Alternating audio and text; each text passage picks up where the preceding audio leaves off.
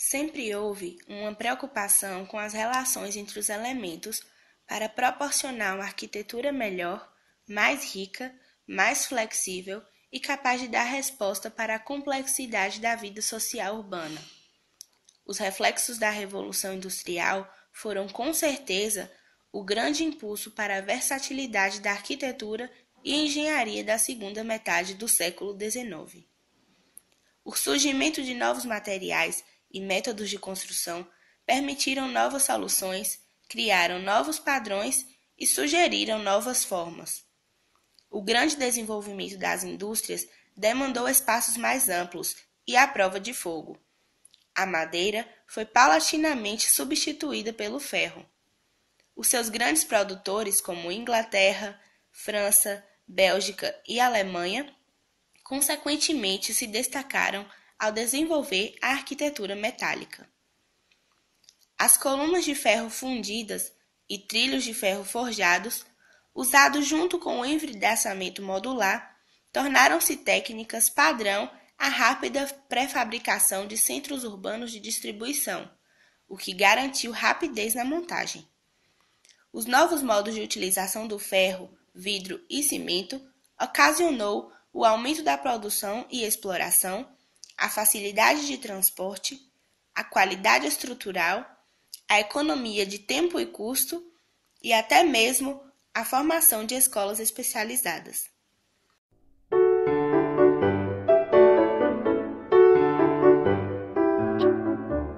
Com tanto sucesso das inovações, o príncipe Albert fez então grandes planos para um evento de arte e indústria na Inglaterra, para efeito de exibição, competição e encorajamento, assim como nas exposições francesas.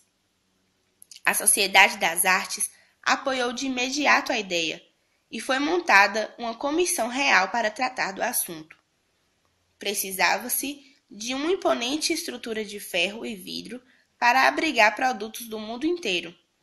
Então, a comissão do evento lançou um concurso para o projeto da construção, sediado no Hyde Park.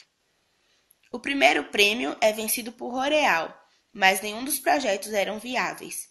Porém, Joseph Paxton logo apresentou um projeto que resultou em menor custo e o edifício conhecido por Palácio de Cristal foi construído.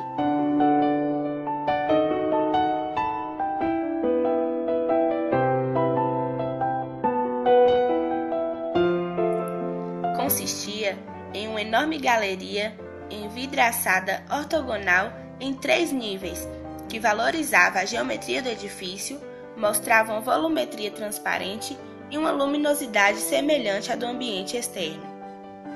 Esse edifício era tido como um exemplo de sistema total, desde a concepção, fabricação, transporte, construção e desmontagem. Trazia consigo uma ideia revolucionária de fazer arquitetura com procedimentos de engenharia. Para a surpresa de muitos, o prédio ficou pronto a tempo e o evento foi um grande sucesso, cobrindo todas as despesas da construção. Em 1852, foi remontado em Sydenham, mas infelizmente foi destruído em um grande incêndio em 1936.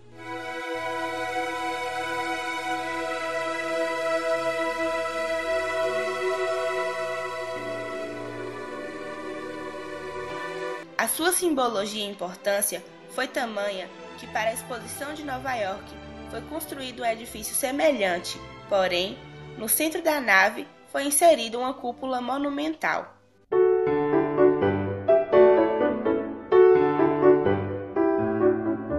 Assim como na França, Saint-Derry e Alexis Barrault prepararam o projeto para uma grande construção inspirada pelo Palácio de Cristal, mas a indústria francesa não estava apta a responder às solicitações e decidiram revestir o edifício com alvenaria, limitando o ferro apenas à cobertura da sala. Foi chamado Palácio da Indústria e utilizado em todas as exposições sucessivas. A exposição de 1855, promovida por Napoleão III, reforçou o prestígio do Império e mostrou o progresso da indústria francesa.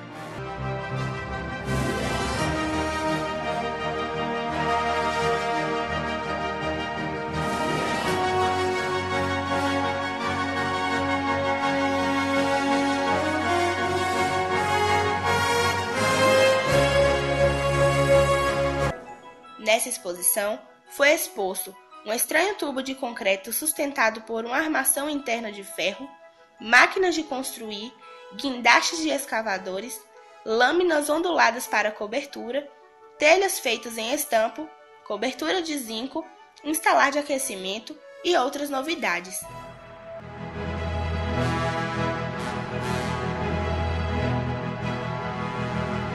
Entre 1855 e 1900, a França realizou 5 exposições universais. Em 1889, destacou-se a Torre Eiffel como um grande vedete da exposição.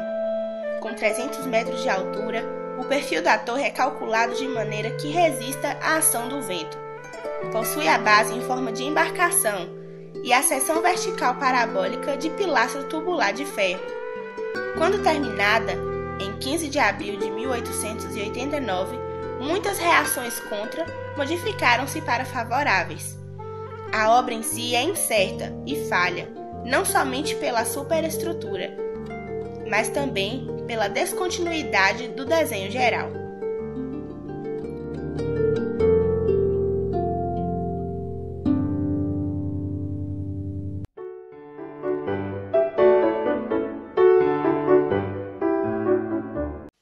Enquanto a técnica das construções aperfeiçoa-se com tanta rapidez, a cultura artística tradicional entra em sua crise definitiva.